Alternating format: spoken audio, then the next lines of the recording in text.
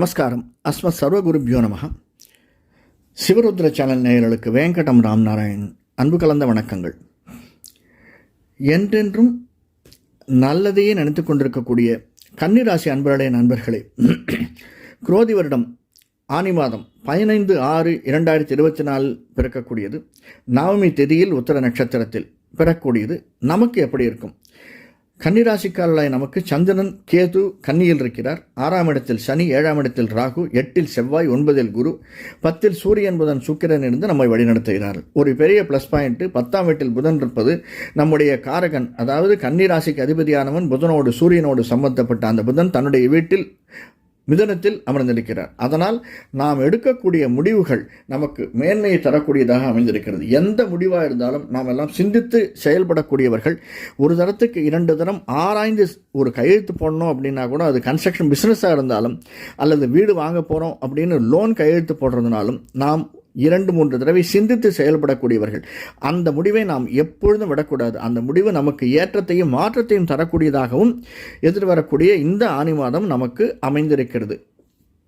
அது மட்டுமல்ல, 9ஆம் இடத்தில் இருக்கக்கூடிய குரு நம்முடைய வீட்டை கன்னி ராசியை பார்க்கிறார். அதனால் ஏற்றமும் மாற்றமும் நமக்கு நிறைந்திருக்கிறது.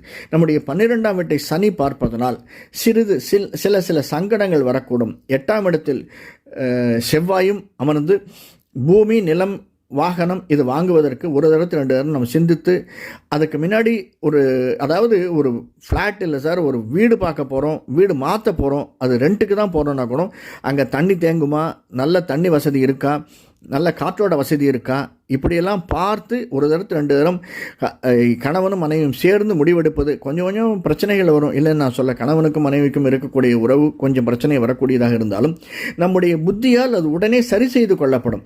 கார்த்தால போச்சே பிரச்சனையாக இருக்கும், ஈவினிங் வரைச்சே அந்த பிரச்சனை தீர்ந்துடும்.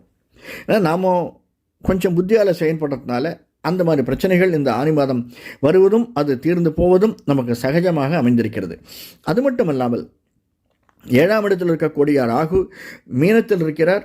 அது குருவனுடைய வீட்டில் இருக்கிறார். அந்த குரு நமக்கு லாபஸ்தானத்தில் 3ஆம் வீட்டில் இருக்கிறார். அதை ராகு பார்ப்பதனால் திரைத்துறை, இசை, திரை, நிழல் சம்பந்தப்பட்ட துறைகள் இருப்பவர்களுக்கு, சின்ன திரையாக இருந்தாலும் பெரிய திரையாக இருந்தாலும் இசைத்துறையாக இருந்தாலும் அவர்களுக்கு நல்ல லாபம் தரக்கூடியதாக இந்த மாதம் அமைந்திருக்கிறது. நாம் எடுக்கக்கூடிய முயற்சிகள் நமக்கு, சார் எவ்வளோ பேர் முயற்சி எடுக்கிறாங்க, எல்லா முயற்சியும் பலன் தருமா அப்படின்னா, நாம் எடுக்கக்கூடிய முயற்சி, கன்னிராசிக்காரர்கள் இந்த மாதம் எடுக்கக்கூடிய முயற்சி நமக்கு நிச்சயமாக பலன் தரும். ஆனால் ஒன்று அதை முழு மனதோடு எடுக்கணும் சார். ஏன்னா புத்தி, சூரியன் கூட இருக்கார், நம்ம புத்திக்காரகன் கேது கூடவே இருக்கார். அந்த புத்திக்கு அதிபதியான புதன், நம்ம வீட்டுக்கு அதிபதியான புதன் 10ஆம் இடத்தில் இருக்கார், சுக்கிரனோட சம்பந்தம். ஆனால் நமக்கு லாபங்கள் வரக்கூடியதாகத்தான் அமைந்திருக்கிறது. நிறைய லாபம் வரணும், கையில் காசு வரணும், ப்ரமோஷன் வரணும், நாம் எதிர்பார்த்த இடத்துல டிரான்ஸ்ஃபர் கிடைக்கணும். எஸ்பெஷலி ஆன்மீகவாதிகளுக்கும் அரசியல்வாதிகளுக்கும் இந்த ஒரு மாதம் நல்லதொரு மாதம். ஏன்னா 9ஆம் வீட்டில் இருக்கக்கூடிய குரு நம்ம வீட்டை பார்க்குறார். 8இல் செவ்வாய் தன்னுடைய சொந்த வீட்டில் இருக்கார். 3ஆம் வீட்டுக்கு அதிபதியானவன் 8ஆம் வீட்டில் இருப்பது என்பது ஒரு விதத்தில் லாபத்தை தரக்கூடியதாகத்தான் அமைந்திருக்கிறது.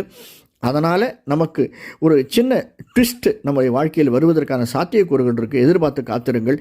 அது நல்லதாகவும் இருக்கலாம், சில சமயங்களில் கொஞ்சம் வேண்டாததாகவும் இருக்கலாம்.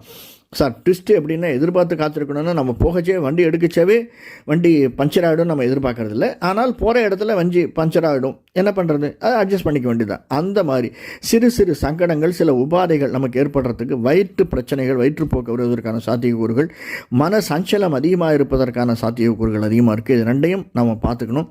இதனால் ஏற்படக்கூடிய செலவுகளுக்கு நம்முடைய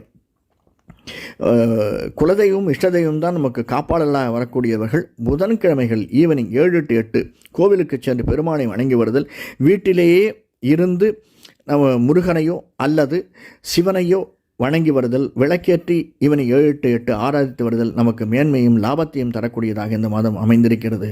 நன்றி, வணக்கம்.